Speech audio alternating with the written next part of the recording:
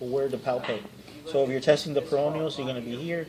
If you're testing for inversion, it's going to be here, the posterior tib or anterior tib. And if you're going into dorsiflexion, you know you're testing the front anterior tib. Okay? So keep in mind those locations when you're testing for a grade of 1. Yes? Everybody with me? Awesome. Okay, now, those are all the muscles. Okay, we get a chance to go over it again. We did it the last time, so, and this is a bigger crowd. Now I'm going to go into the manual muscle testing for plantar flexion.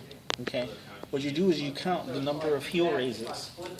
The book specifies 25 heel raises. That's a lot. So don't make yourselves do 25 heel raises. Okay. So all I'm asking is you do 3 of them. Okay. So you're going to count 1, 2, 25. Does that make sense? Yeah. Otherwise, people are going to be cramping and falling all over the place. I would only do 25 if you're working, say, at you're doing a football clinic or a baseball clinic, or you know these guys are athletic, or you know that you're working for a workman's comp company and they're testing new employees coming in and they should be healthy and strong. Maybe a construction company. Okay, test them. But you go to one of the nursing homes and you're dealing with 70, 80, 90-year-old people. You're not going to say, come on, do 25. No. If you're going to a pediatric center, you're not going to get a 5-year-old, come on, let's do 25. Long, but anyways, they're going to pass out on you. So don't do the 25, right? So this is what you're going to do. The person balances with 2 fingers. They're going to raise the leg up. And what you're looking at is that the heel clears the floor. The book specifies 2 inches. And when they come down to 1 inch, that doesn't count. We're not going into that much detail, right? What I'm looking at is that the heel clears the floor. As long as the heel clears the floor, that's what you're looking at, right? And it's going to be so a grade of 3, 4, and then 5. So each test is not a separate test. The test itself will be the grades. So if they do it one time, what grade is that?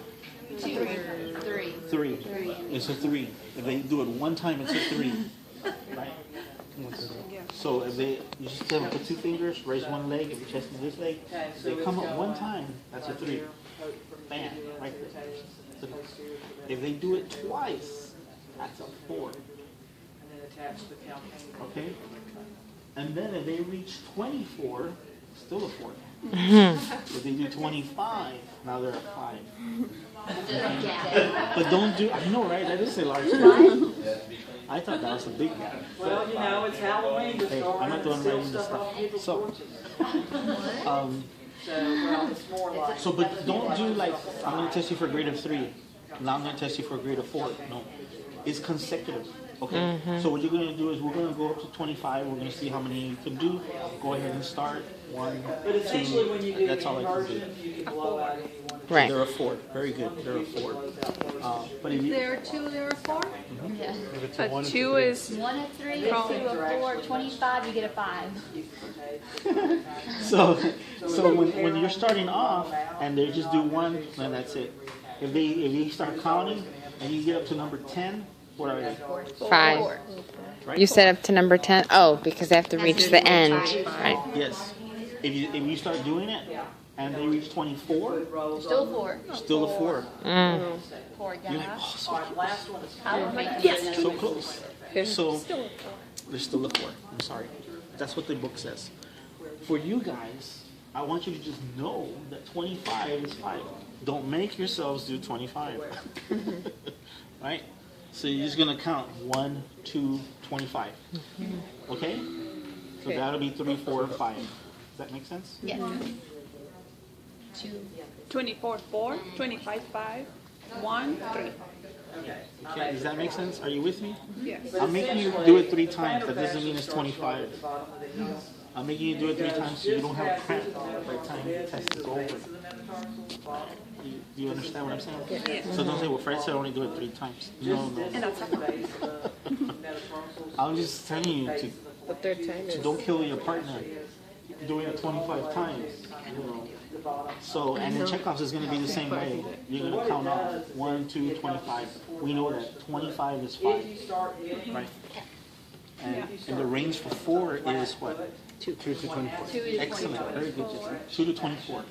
And a grade of 3 is one time. So, and remember, the test is consecutive. So when they start counting, you're going to count until they stop. Or they reach 25, then stop them. Right? But each test is not a separate test. Does that make sense? Okay, that's one of them.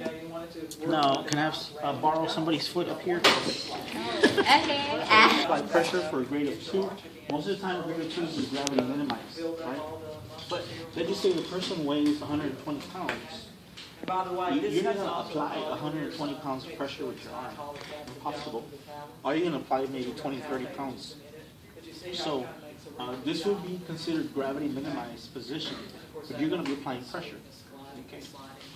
So I'm going to go ahead and put her, I'm going to grab her ankle, and I'm going to put her foot up. Bring your foot up towards you. Up.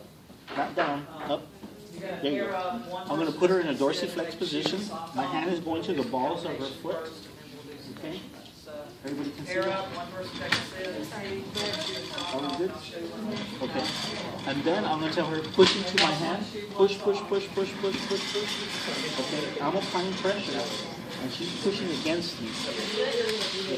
Does that make sense? And when she pushes against me and completes the range, then she's a grade of 2. Even though I applied pressure, she's a grade of 2 because she's not lifting her body weight. She's only pushing the weight of my upper body that I'm pushing on there. So I'm probably cranking in there maybe 20 to 30 pounds. I'm not putting in 120. Alright, so what you're going to do is you got the malleolus on the side and right in between. She's going into plantar flexion. But your position is you want to start here to give her full range. But she's going into plantar flexion. This is the one that she couldn't do this, right? So now we're testing her this way. This is gravity minimized, and this is a grade of 2. If she completes the range, she's a grade of 2 while you're putting pressure on it. Everybody with me? A grade of 1, you're going to palpate her Achilles or her muscle. So what you're going to do is you're going to put pressure on her foot, push against my foot, and you're going to see if this twitches or if that twitches. Okay? Are we good? All right. Okay, so now just hang your foot off here. Okay, now for dorsiflexion, you're going to tell her, can you bring your toes to your nose? Very good. So for dorsiflexion, that's a grade of 3. And I'm just telling you the motions, but when you talk to the patient, you're going to talk layman's terms. You're not going to say dorsiflexion. But I'm just talking inversion, eversion, dorsiflexion. I'm going to say those terms so you know.